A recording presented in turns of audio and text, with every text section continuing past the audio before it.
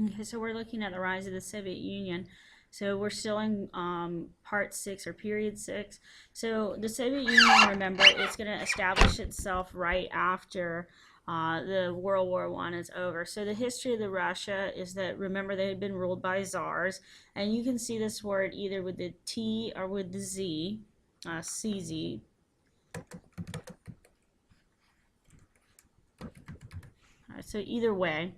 And remember, the Mongols had really kind of controlled Russia, and then the Russians are going to go ahead and overthrow the Mongols. And then what you see establishing itself in Russia is a monarchy, and it's kind of an absolute monarchy. And the czars are going to end up collapsing in 1917 because of the economy of Russia. So, as the czar's rule collapses and the revolutionaries are ushering in this new form of government, and the new form is communism that's been influenced by Engels and Marx with their Communist Manifesto. What you see being established is a modern world that is very, very much affected by communism. Everybody's very scared of communism. So you need to understand the issues that actually lead to the rise of communism. The biggest one is poverty. So when you look at pre-revolutionary war Russia, what you have is the Romanov family, the czars. They are always born to rule. There's a huge poverty gap between the peasants and the aristocracy. Anytime the gap gets really big, what you're going to see is revolutions starting because the conditions now are ripe. Particularly when a new government is promising equality for everybody, which is what communism really promises to people. There's going to be a lag. That means there's a lack of industrialization in Russia. And because of that, the European countries are basically importing all their stuff into Russia. So Russia doesn't have really any domestic manufactured goods. There's a very agrarian, agricultural, farming community. In 1905, the revolution is going to temporarily end absolute power of the czar. You're going to see the creation of this Duma, which is basically their parliament, and the czar is going to dissolve it a few months later. So they actually do a little bit of reforms, but this is where this constant trend in world history happens, is that the reforms of this empire are way too late. And so Russia isn't making the reforms needed early enough for it to actually take effect. Remember, the British are like the weird country in history because they always seem to make reforms right before there's actually a revolution. So they make the reforms early enough. Russia doesn't. And even when they do make this reform, the czar is going to overthrow it anyway. He's going to get rid of it. So when you look at the entrance in the World War I, it's pretty much a disaster for Russia. And the reason why it's going to be a huge disaster is the simple fact that the Russian soldiers are being slaughtered constantly by the German army. Millions of soldiers are killed. They don't have enough equipment to actually fight, so you're going to have shortages on the home front.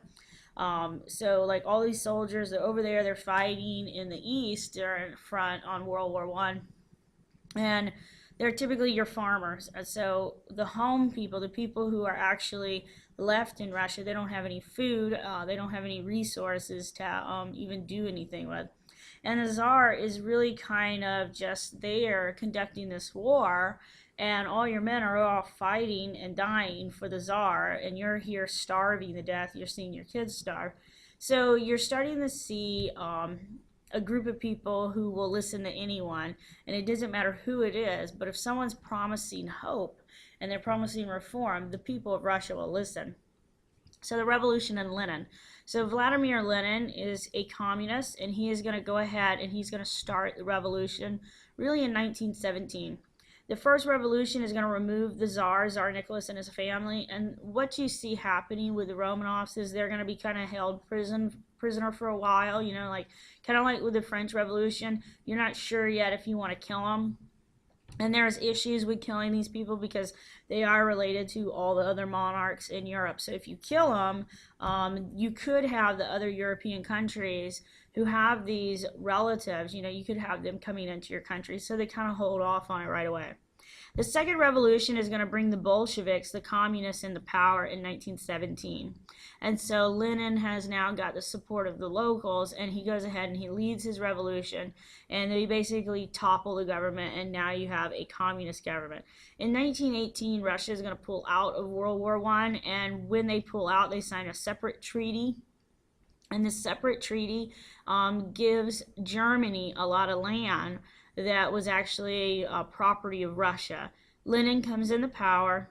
We get a civil war within.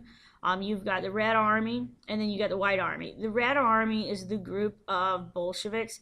The White Army are like the loyalists to the actual Tsar and his family. So the Tsar is going to have to be killed, so they kill him. The Bolsheviks go ahead and assassinate the Tsar and his family, and the Bolsheviks will maintain control over Russia. And they start instituting some communist policies, like land redistribution. Everybody's going to have a certain acreage of land. There's going to be establishment of the Soviets, which is the political and economic community that's going to be established.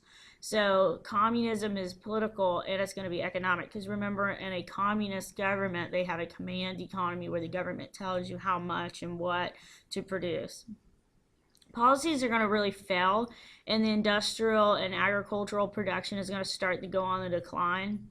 And because of that, Lenin has to implement a new change, and he's going to create the new economic plan, the NEP. And this is going to allow for some privatization. What privatization basically means is private property. So he's going to allow some Russians to go ahead and own some land.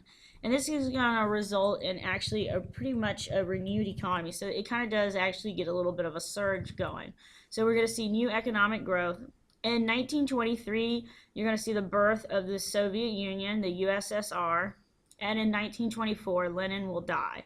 The Stalin years, he's going to take over after Lenin dies, and Stalin takes over with, like blood and iron, and basically when the guy comes into power, he is very militant. He does a purge. He eliminates any of his opponents because he's a dictator. So if you oppose Stalin, if years ago, like Stalin had, maybe like you and Stalin had an argument, you die, today. So that's just how it would work. He's going to do collectivization, and collectivization is collective farming. And so he is going to collect the farmlands together to be farmed by peasants collectively. It's a group, it's a commune. And they're supposed to produce food, and they're supposed to produce, agricultural goods. They give this to the government, and the government is going to redistribute the land and the food. So you work collectively on the farm, and the government then takes all the farm goods and they give it to the people. They're supposed to, distribute it equally. It's not really successful. Stalin is going to force people to do this, and so there are a lot of people who starve, particularly like in the Eastern European zones, in the Balkans, like with the Ukraine. It's unsuccessful in the long run because there's a lack of innovation. So there's really nothing new that's going on, and so when he is trying to put everybody on these collective farms, and he really is trying to do an industrial power with the Soviet Union, he wants still to be the future of the Soviet Union, it just doesn't work. You're going to see agriculture actually dropping more, and so the people starve. He comes out with a 5-year plan. This is a plan for economic growth in the industry and agriculture. World War II starts. The Soviet Union had made that pact with Hitler, the non-aggression pact, and so Stalin and Hitler, even though they hate each other because fascism and communism do not get along, they don't get along whatsoever, the Soviet Union is going to gain control over Eastern Europe. After the war is over, they keep control of these countries that they went through to get to Nazi Germany, and they don't relinquish them. They don't give them back. So they gain control over Eastern Europe and establish communist regimes. The only exception there will be Greece and Yugoslavia, which was communist, but they're not going to be under the control of the Soviet Union. So wherever Stalin goes with his Red Army, he stays in control of it. At the beginning of the end of the friendly relationships between China and the Soviet Union, Stalin is trying to be friendly with Mao Zedong, but Mao isn't really fooled. He thinks that the Soviet Union is going to try and take over China. And the Soviet Union does have plans to do a worldwide communist revolution. And so what ends up happening is you see a breakdown of their friendship and their relationship. Stalin does a lot of emphasis on industrial production, especially for the military, like the production of atomic weapons. So the United States, we dropped 2 bombs on Hiroshima and Nagasaki, and Truman kind of does it, to save lives, but also to intimidate Stalin, to show him that we can beat you up anytime we want to. And so the satellite nations, the satellite rebellions are going to start against the Soviet Union because the United States and the Soviet Union are going to go through this period called the Cold War. And the U.S. Is kind of advocating for people to go ahead and overthrow their government if it's a communist government, or to stop communist takeovers. So in 1956, Hungary, 1961, you get the construction of the Berlin Wall. The Soviets feel that they have to build the Berlin Wall because all the actual workers who were skilled laborers are leaving, and they're fleeing to West Germany, which is a democracy zone, versus East Germany. So the wall is between East and West because Germany's been divided. And so everybody's escaping, and they're escaping to West Germany where it's a democracy, the economy's better, there's jobs there and everything. And he builds the wall. The wall will be built. It'll be built under John F. Kennedy's time as president, and is really to stop the East Germans from leaving and giving all their skilled labor services to West Germany. In 1968, you're going to get the Prague Spring. This is going to lead to a Soviet invasion of Czechoslovakia. And in the 1970s, there's going to be solidarity in Poland, which is going to challenge the Soviet rule. So what you kind of see going on after Stalin dies is you're going to start seeing a breakdown of those Eastern European countries. They're going to start to actually rebel a little bit against the Soviet Union. And a lot of times why they are rebelling is that the United States and other democracies are going to encourage them to go ahead and rebel. So Khrushchev is going to be the leader after Stalin. So when Khrushchev comes into power, he comes in 1956. He's going to end several political oppressions that really Stalin had done. So he's going to de-Stalinize the Soviet Union. He is the one who is responsible for the construction of the Berlin Wall. He's the one who will be also responsible for the Cuban Missile Crisis. So in 1962, Cuba has fallen to communism. And you have Fidel Castro, who has taken over Cuba, and Cuba is now a communist nation. This really angered the United States because Cuba is about 90 miles off the coast of Florida.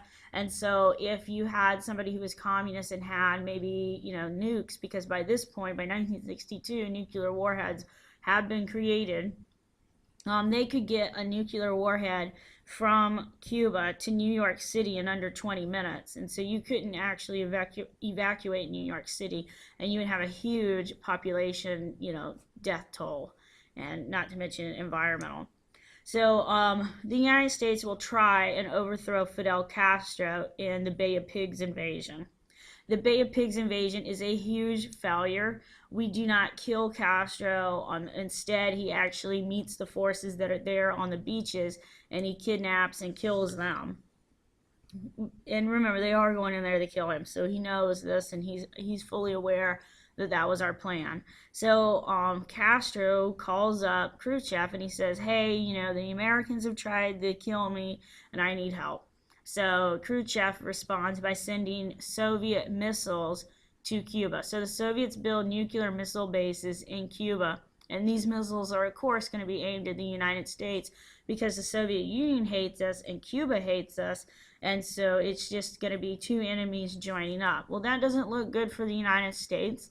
So what the United States decides to do is we're going to go ahead and circle the Cuban area with the United States Navy. So our Navy circles the islands like sharks, and nothing's going to get in, nothing's going to get out. So the United States plays chicken with nukes.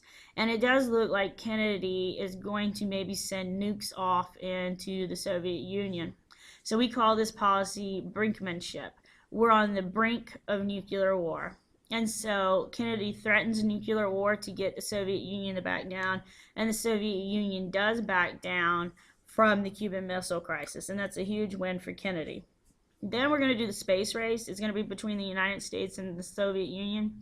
And the space race, again, is going to be led by Kennedy. Kennedy's going to challenge us to put the first man on the moon. And the reason why he'll do that is because the Soviets will have Sputnik, which is a Soviet satellite. They're going to have the first satellite in space. And that's a huge, huge embarrassment to the United States. So the space race, the race to the moon, is started during the Cold War, during this like arms race time period.